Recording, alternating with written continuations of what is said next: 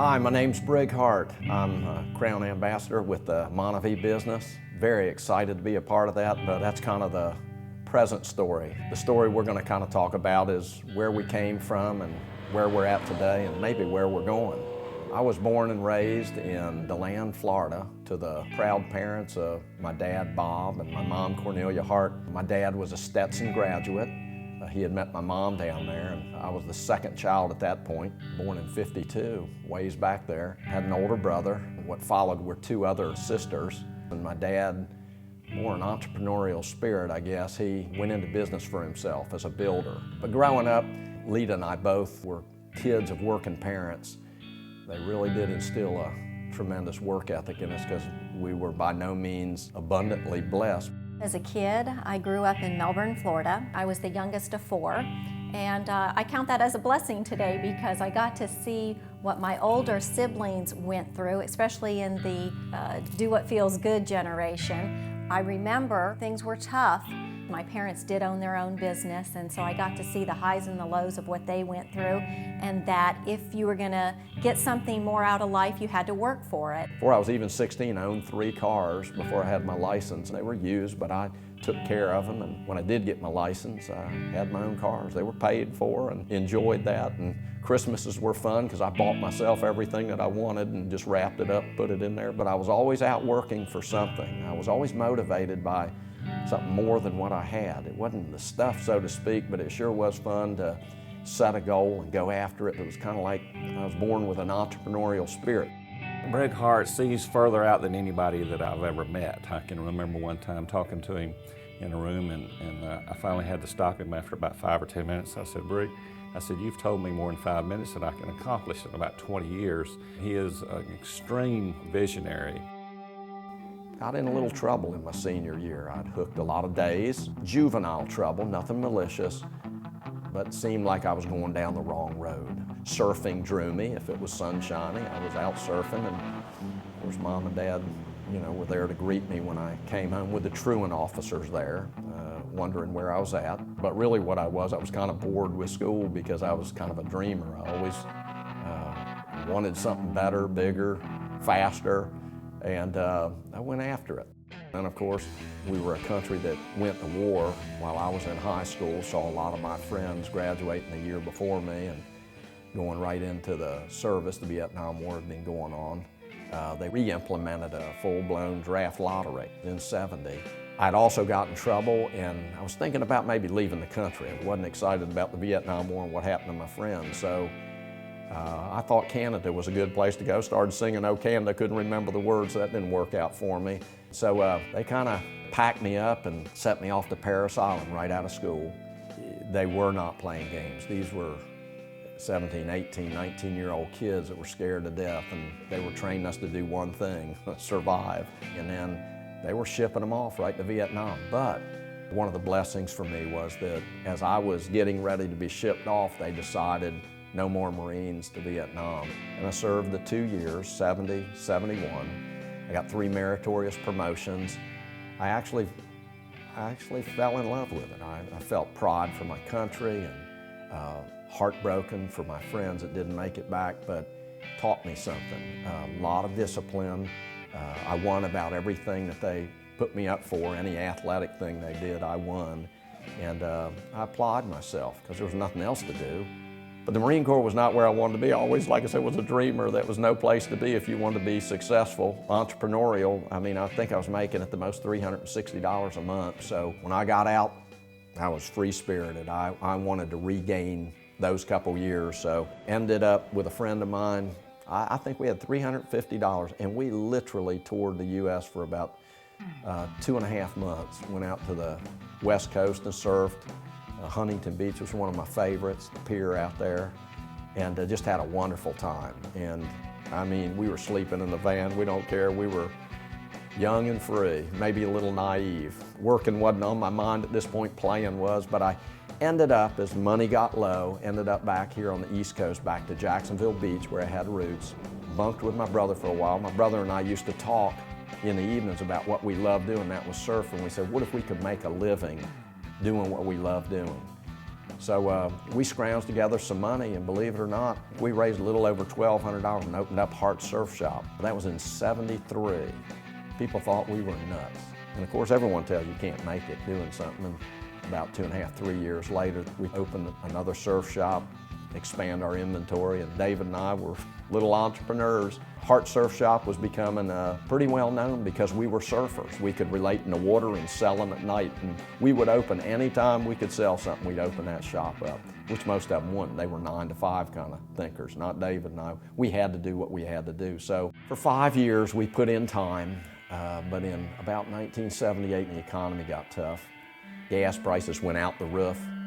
38 cents a gallon, we thought we'd never make it. And everything on a surfboard or skateboard was petroleum-based products, so it affected us in a major way. In 5 years, working 7 days a week, 8 to 18 hours a day to become free and build a dream and live the dream, we were broke. We were worse than broke, we were busted.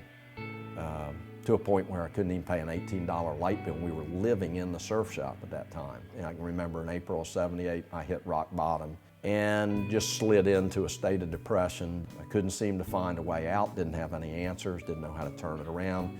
Started closing the surf shops. We were down to one surf shop. They were repossessing the one vehicle I had left. And so anyway, I just figured out what the hey, life's been good, I'm out of here. And isn't it interesting, right about that time, a guy happened to talk to me about an opportunity to make some money. He invited me to a meeting. He told me, you know, wear business attire and show up, da-da-da. Well, long-haired hippie-type surfers don't wear business attire, so I didn't show up at the meeting. He realized that, so the very next day, he comes by the surf shop and asked me what happened. I just said, hey, Doug, you know, I ain't got no tie. You know, I didn't want to embarrass you or me. So over my little table in my surf shop, a little 40-watt bulb, he introduced me to something that would change my life. Drew a few circles. I'm not saying I understood anything he was talking about, but he showed me the industry of networking. I says, what's it going to take to get involved? And he told me what it was. It was $300 or $400, and I don't know what the deal was. I didn't have $18 to pay a light bill, so I asked Doug, he was an educated guy, I asked him if he'd be willing to take a check. And he did. Thank God for educated guys.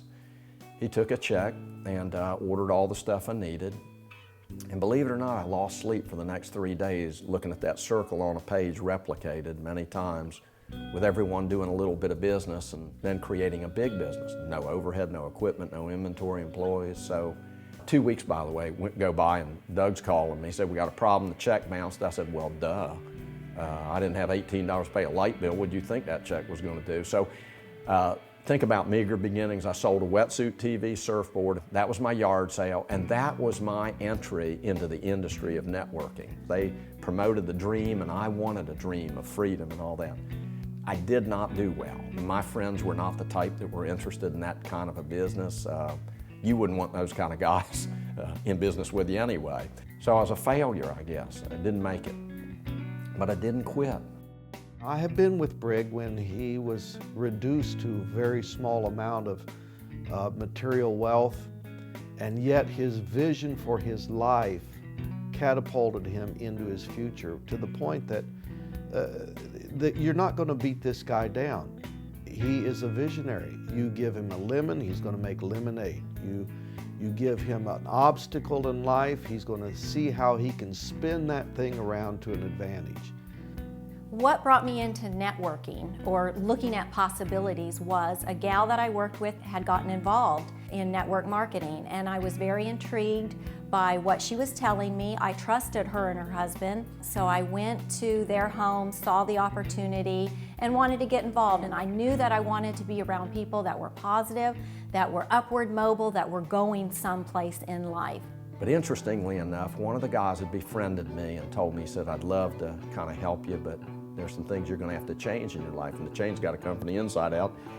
That gentleman introduced me to the Lord. He had shared scriptures with me and shared that, you know, I could have a new life if I were willing to surrender the one I got and give my life to Jesus Christ. Well, guess what? A major point in my life was that moment. He says, well, just bow your head. I'm going to introduce you to the Lord. And I said, I asked him, and he said, close your eyes. And I said, well, what is he, a ghost? You're introduced? He said, kind of. And we prayed, and I prayed a simple prayer, receive Christ. No big lightning bolts or anything, but I knew there was a change. I realized that I was looking at people as a way to use them to get me where I wanted to go, but by changing my heart and seeing things the way the Lord saw them, I saw people as just precious individuals the way He loved them. Since I love myself now, which I never did, I could love other people. So went out and started sharing it with a different perspective, seeing what I could do to help them. I just offered them what I had, the industry of networking, a chance to build a dream. If they were willing to work and had the right attitude, this was just a vehicle. It's interesting. In the next year and 3 months, I made 10 times more money than I made in my full-time job, part-time. All of a sudden, this entrepreneurial thing kicked in, and man, I had a dream beyond where I was at. I felt like the world was at the end of my hand. I could do anything I wanted to if I was willing to help enough other people get what they wanted. Started reading good books and listening, and started realizing I was formulating, I was becoming a different person by what I was exposing myself to. People, books, what I was listening to. Boy, did things change for me. I met my wife at a business opportunity meeting and fell in love immediately. So networking does have its benefits. At the Orlando event where I met Brig, it was so funny. I had heard his name and people were talking about, oh, you got to meet this person, but I didn't ever think at that point that, I would have the opportunity to meet this person that they were building up. Of course, in those days, they had all the single women stand up, and the same thing with the gentlemen, kind of a matchmaking there. So at that particular event, I guess he must have noticed me. I was right, close to the front row, and we exchanged business cards, and I think our first date was a meeting, but we went to dinner prior to the meeting, and that's how we kind of got to know each other. As soon as I met her and got to know her heart, I had a list anyway of what I was looking for. She met the list, so within 4.5 months we were married. We're finishing up 26 years, going on 27 now, and it's been marvelous. If I met her again today, I'd remarry her. I love the fact that Lita is opposite of Brig, and that is how a lot of marriages are. But Lita is very detail-oriented. That's not Brig's thing. Brig is the visionary, and she's very practical. She's a great mom. She loves her kids. She's a lot of fun, and yet there's places where she's pretty strong and tough. So in relationship to Brig, she's totally opposite, but I think they make a fabulous match. That's kind of how God does it. As a young couple, Brig and I, we had dreams, we had goals, and we were ready to run for it and get it done. And, we started having children. We've got 3 beautiful children. And so, it was a balancing act, trying to take care of the children, the business, going out doing meetings and doing what was necessary to get the job done. But it was all part of life. Brig and I, we achieved a very successful level in most people's eyes. We had a beautiful home on the ocean. We were able to travel when we wanted to, but the business was going through some changes as well. The paradigm had shifted. The internet and the way people do business had started to change as well. So Brig and I saw that, took note, and started to look at other options to reach our goals. So liquid nutritional beverages seemed to be the buzz in networking anyway. I'm not an internet guy, so my kids went on, we Googled liquid fruits, pureed, 10,000 of them. I'm not good at researching either, so I hired a guy actually to go through all 10,000 of those hits, found me 4, and this led me to what I'd consider to be a divine appointment. We were researching the functional beverage market, and we're looking at liquid vitamin companies, looking at different products in that category, different manufacturers. And through that process, we actually accidentally, trying to find another company, came across the Monavie website. We flew into Salt Lake City and went to this little kind of dingy building with nothing impressive whatsoever. And then there was this guy we met, Dallin Larson. First time I'd ever laid eyes on him, first time I ever met him, first time I ever talked to him. Let me drink his product, pleasantly surprised, it was delicious. Then he took me on a little tour, told me a little bit about the product. I'd heard enough about acai. I said, there's something to this. First of all, we fell in love with Dallin Larson. What a man of character. And it just seemed like God had a divine appointment with us. We had so much we wanted to do that was so common. And I made a statement to him. I said, if the anointing of God is still on my life, then I'll go back home and you'll be a blessed business. If not, you'll never hear from me again. Don't worry, I'll just drink the product. Well, I came back, handed 7 bottles to my neighbors as housewarming gifts. Welcome to the neighborhood. Here's to a happier, healthier, more prosperous life from me to you, Monavie. Those 7 people in 1 week and 1 bottle came to my house, sounded like a Benny Hinn healing crusade. I got excited. Well, they asked me if I'd present this to their friends, and I said, well, I guess. I don't know what to do, but we had this story DVD and we had the drink, so we said, let's host a tasting party. So, bottom line of networking is exposing new people to the product and the program, so that's what we did. When he found Monavie, he's the first one that really saw it, and he took off. He called me, and in 10 seconds, he had me in the business. I mean, I was in, I was sold. Well, first year in business, 1 product, 1 little group in Florida, just doing tasting parties. Those 7 people turned into 26 the next week, turned into 68, and turned into 127 people. We grew the business at a phenomenal rate. I'm not sure how many millions we created, but we started with 1 case, 2 case, and 2 people, turned into 4, and 4 into 8 and 16. We got to the point where we were putting thousands of people in every week. In '05, when we started our Monavie business, we knew we had to take juice with us, and when it didn't fit in the trunk, of course, we went for the next size. We went ahead and got us a little Hummer, realized the seats went down, filled that puppy up, and continued to do tastings until even that wouldn't make it happen. The more we hosted tasting party, the more people came in. So, our first trailer, we figured, you know, the juice trailer, we went ahead and invested in this big boy, and people kind of laughed at us coming up to their meetings, but nobody left without juice. But this one grew to a much larger size, and then it grew to a much larger truck and much larger trailer, and now we got tractors and trailers, we got buses and trailers, but this is where it all began. My baby, ain't gonna get rid of her. And so we started out on a very small, home-based business, and we still do that today. That's the basis of what builds this business, is one-on-ones and home tasting parties. We signed every one of them up, whether they were a drinker or a builder, and we had exponential growth by the end of the first year. Well, there was 1 black diamond, 3 diamonds, and there was no black diamond level. So we created it. Dallin and Henry, and we sat down and talked about the higher levels, and we decided if I'm doing 10 times more than all the diamonds I broke, maybe I ought to be at a different level. So we were black diamond, black Mercedes delivered the ring, and the new club, the new trips. Second year in business, exciting, because my excitement comes from helping someone else. Broke 17 black diamonds and 127 diamonds. Evidently something was working, the product was growing. I mean, nutritional beverage market's hot. The acai berry is in the news, where people were coming from all over the country to come to our tasting parties here. So in the 3rd year, really interesting, everyone helping each other. Now we're strategically building the business. The rewards are out the roof. The new levels are established, blue, black, and beyond. We broke 33 black diamonds in all of Monavie and 333 diamonds. This was exciting. Never before in the history of network marketing had anyone ever achieved this in this time period. Friends are helping friends, so we're connected. We made it through, even '08, tough time, but we grew. Over 40 black diamonds and over 400 diamonds, and now $1 billion company. Brig Hart has vision. I asked him 2 years ago what he saw in this for this business, and what he told me 2 years ago is actually happening now.